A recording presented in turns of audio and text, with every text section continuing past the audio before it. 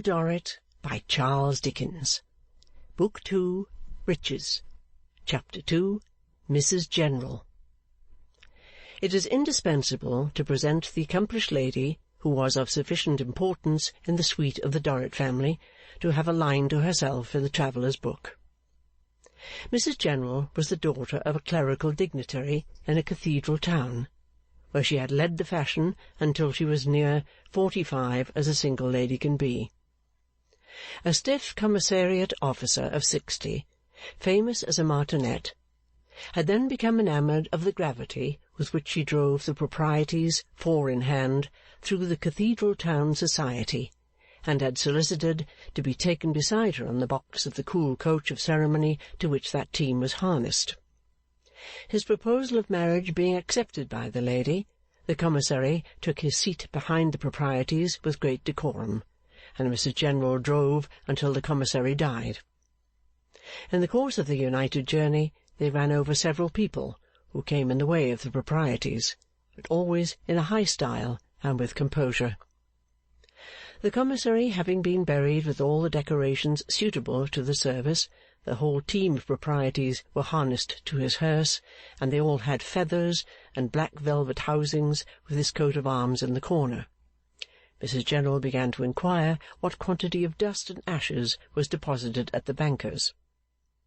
It then transpired that the commissary had so far stolen a march on Mrs. General as to have bought himself an annuity some years before his marriage, and to have reserved that circumstance in mentioning, at the period of his proposal, that his income was derived from the interest of his money. Mrs. General consequently found her means so much diminished that, but for the perfect regulation of her mind, she might have felt disposed to question the accuracy of that portion of the late service which had declared that the commissary could take nothing away with him.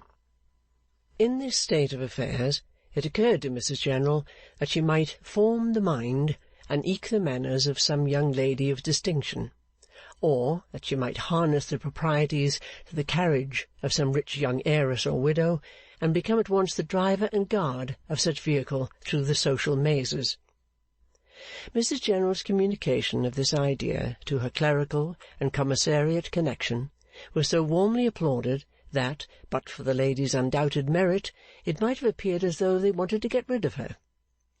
Testimonials representing Mrs. General as a prodigy of piety, learning, virtue, and gentility were lavishly contributed from influential quarters, and one venerable archdeacon even shed tears in recording his testimony to her perfections, described to him by persons on whom he could rely, though he had never had the honour and moral gratification of setting eyes on Mrs. General in all his life.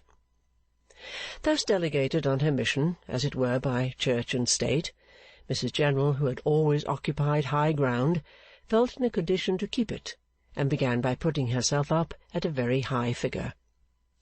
An interval of some duration elapsed, in which there was no bid for Mrs. General. At length a county widower, with a daughter of 14, opened negotiations with the lady, and as it was a part either of the native dignity or of the artificial policy of Mrs. General, but certainly one or the other, to comport herself as if she were much more sought than seeking, the widower pursued Mrs. General until he prevailed upon her to form his daughter's mind and manners.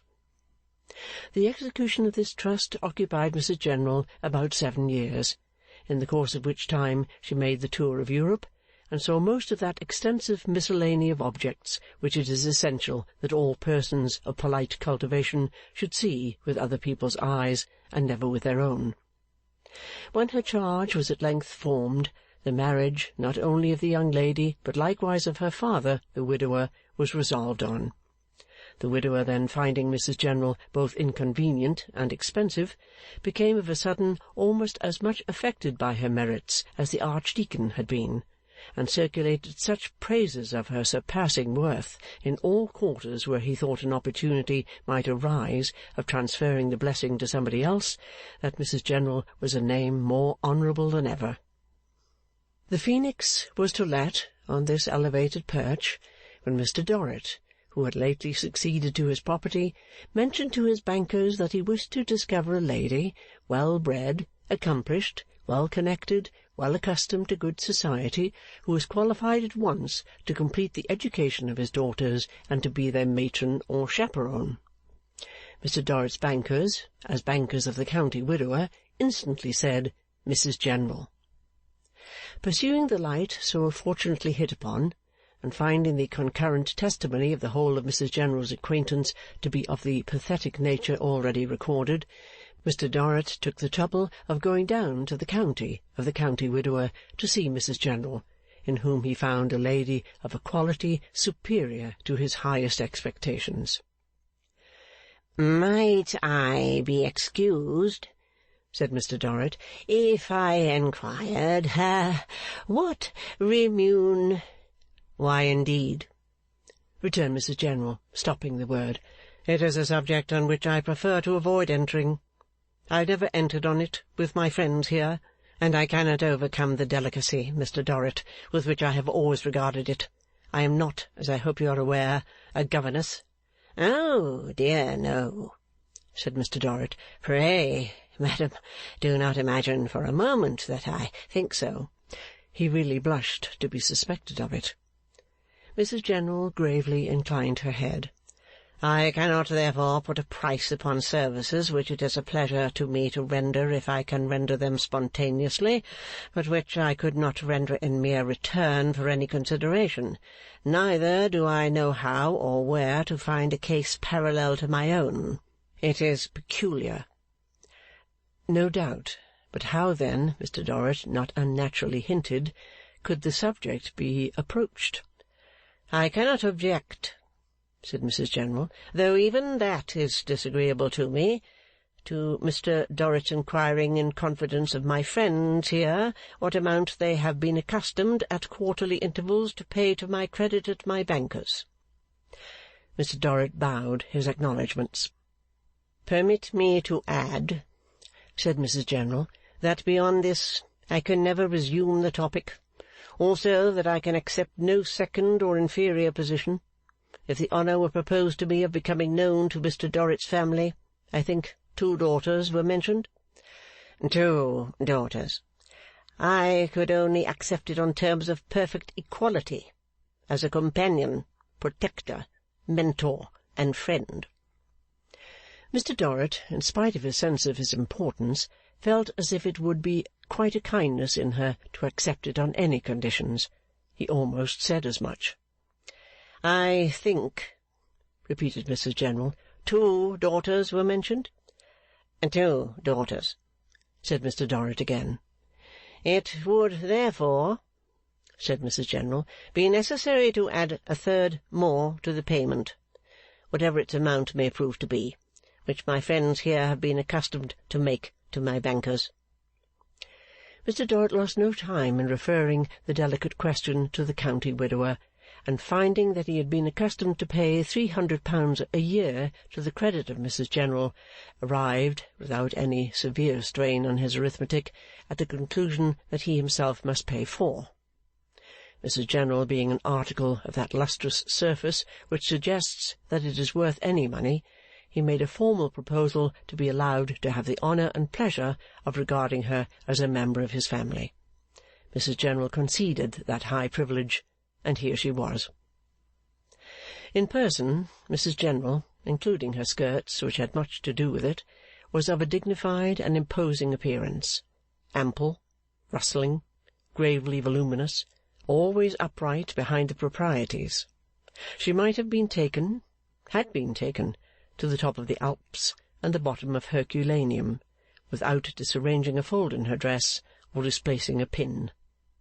If her countenance and hair had rather a flowery appearance, as though from living in some transcendently genteel mill, it was rather because she was a chalky creation altogether, than because she mended her complexion with violet powder or had turned grey.